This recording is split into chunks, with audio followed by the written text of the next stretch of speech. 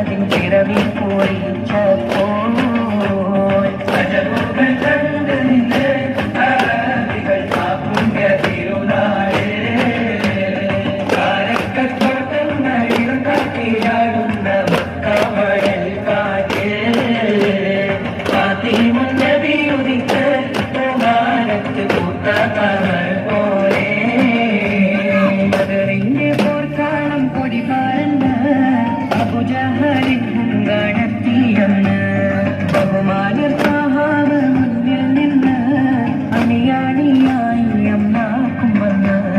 ബദറിന്റെ പോർക്കാളം കൊടി പാർന്ന് അബൂജഹലിൻ ഹുങ്കാണെത്തിയെന്ന് ബഹുമാനർ